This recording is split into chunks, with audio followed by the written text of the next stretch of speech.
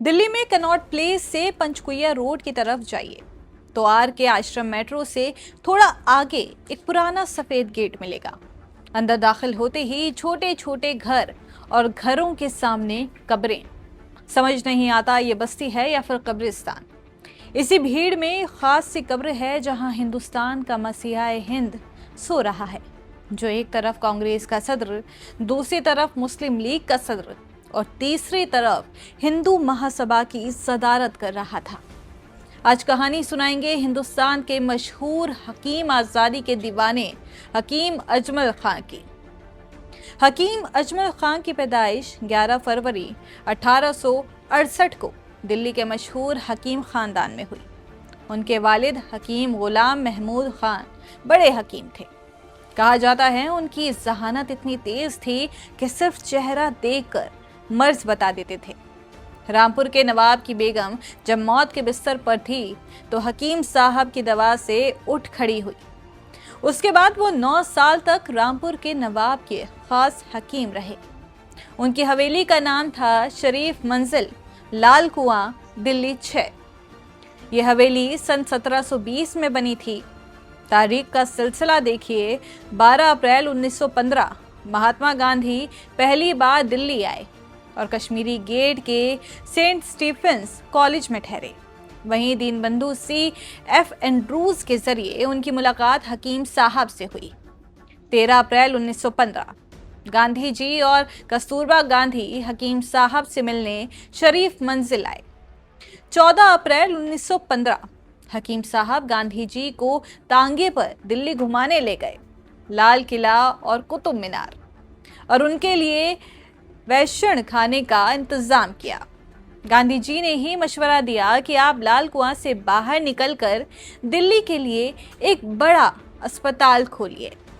फिर 13 फरवरी 1921 को महात्मा गांधी के हाथों से करोल बाग में तिब्बिया कॉलेज और अस्पताल का इफ्तिताह हुआ और उनका सबसे बड़ा कारनामा जामिया मिलिया इस्लामिया रहा। 1920 में गांधी जी के कहने पर जब अलीगढ़ मुस्लिम यूनिवर्सिटी के कुछ उस्तादों और तलबा ने अंग्रेजों की हिमायत वाली तालीम छोड़ दी तो उसमें सबसे आगे थे हकीम अजमल खान, डॉक्टर मुख्तार अहमद अंसारी और अब्दुल मजीद ख्वाजा। 22 नवंबर 1920 को जामिया की बुनियाद पड़ी और हकीम साहब उसके पहले चांसलर बने।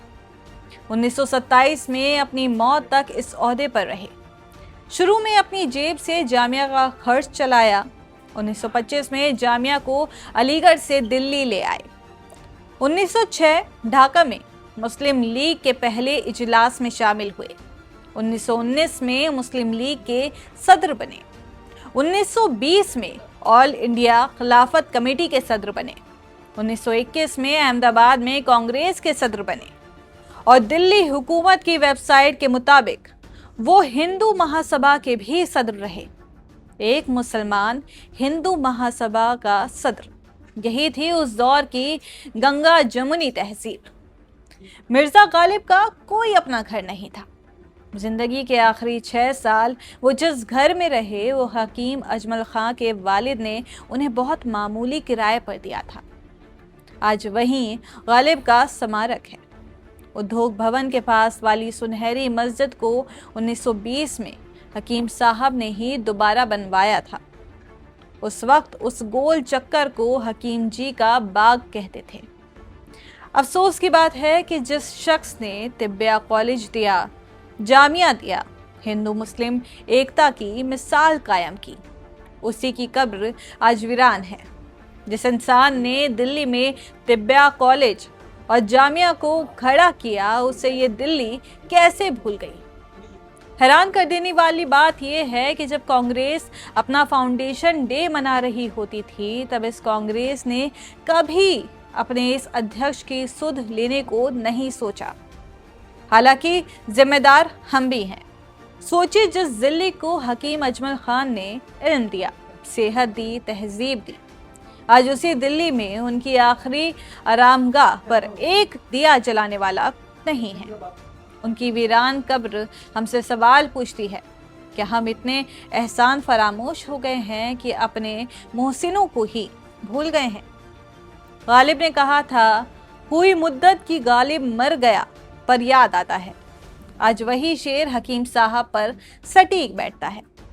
इतिहास इमारतों में नहीं, ऐसे लोगों के किरदार में जिंदा रहता है, और जब हम उनकी कब्रों को वीरान छोड़ देते हैं तो हम सिर्फ एक कब्र नहीं, अपने मुस्तकबिल की एक रोशनी को वीरान कर देते हैं।